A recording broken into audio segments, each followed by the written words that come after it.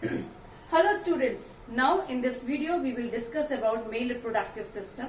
In male reproductive system, primary organ is testes, and testes are enclosed in a skin pouch that is called scrotum. See, scrotum is divided like this. This is a scrotum, and in middle it is divided via septum, and this is the another side of scrotum. Inside it there is testes. In male, testes is present outside the body till at the time of pregnancy, till 6 months testes are inside the body, but after the 7th month or on the arrival of the 7th month, these testes descend outside the body in the fetus with the help of a tube. This tube is called inguinal canal. But sometime this testes may fail to descend. It could be of different reason. Might be inguinal canal is not able to push the testes outside, or testes was not able to come and descend into the abdominal region. But whatever is the reason, we have to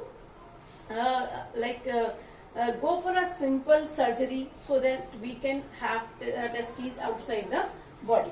Now the question is, why testes is required outside the body?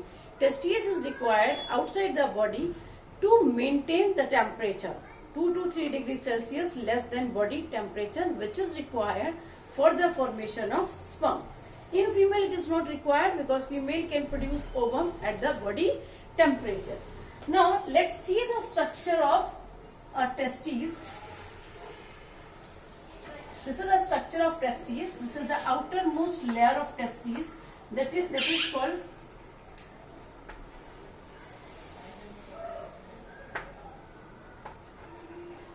albuginea,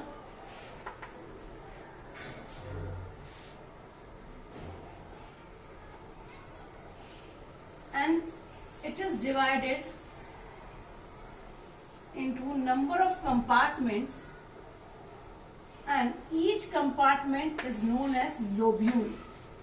There are 200 to 300 lobule, and each lobule consists of coiled seminiferous tubule,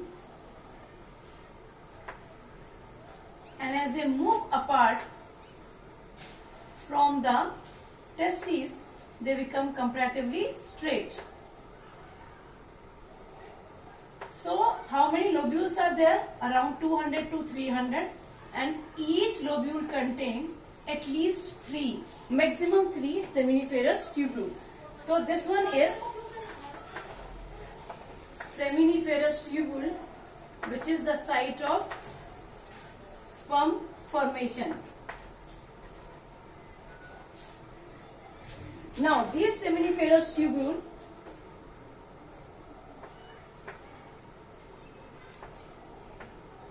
reunite, and this region is called rete testis.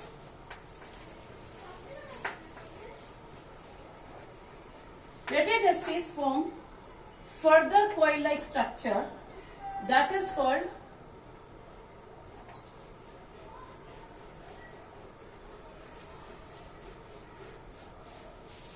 vasa efferentia,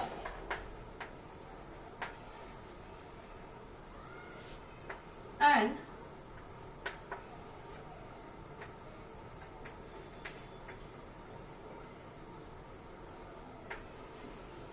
this vasa efferentia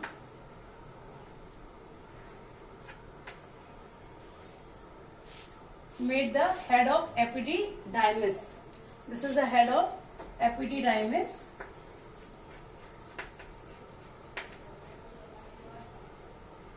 and this is the tail of epididymis.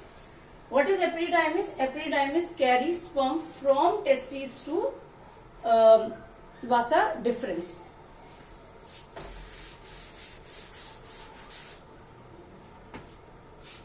This is scrotum.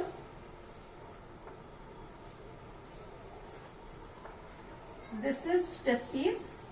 Now over the testes, this is epididymis, and see epididymis का जो tail part है, it will extend,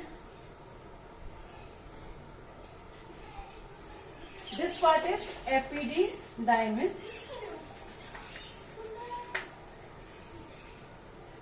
this one is now vasa deferens. Now it passed through urinary bladder,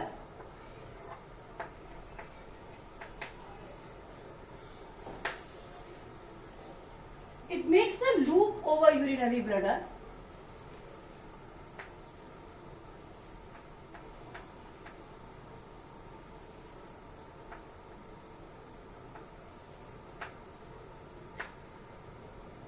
and a opening from urinary bladder opens into it.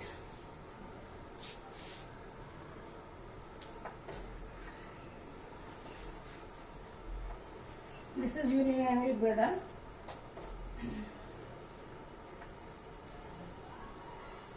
and opening from urinary bladder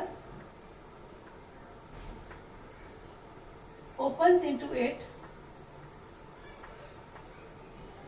and now it is called urinogenesis opening, or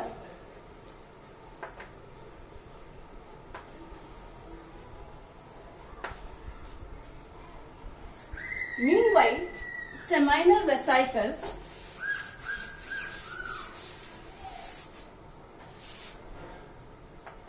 this is the one of accessory gland. The seminal vesicle also power its secretion into it. So this is now known as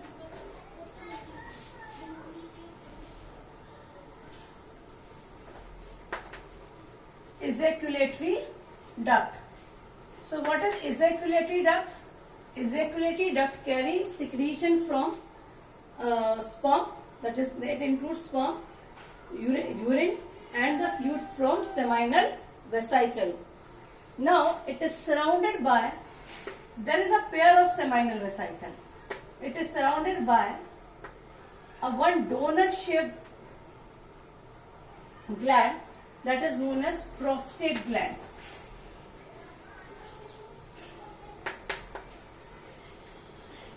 So now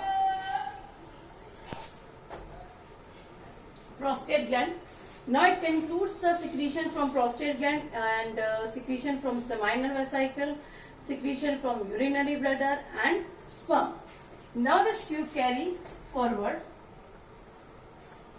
and at this end there are two more tubes, and these are called Copper's gland. Now this entire structure will become now urethra. So what urethra include? Urethra include urine as well as semen. What is semen? Semen is sperm plus secretion from all three glands, that is seminal vesicle, prostate gland and Copper's gland. Now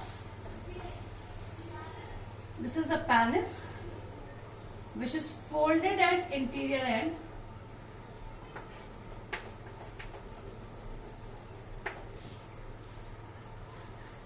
This is the secondary main organ of reproductive system in female. This is the organ from where it will release sperm in female body. Rest all the details I have discussed in previous video. In this video I have just discussed how to draw the diagram of testes, how to draw the diagram of male reproductive system. So please revise all these units.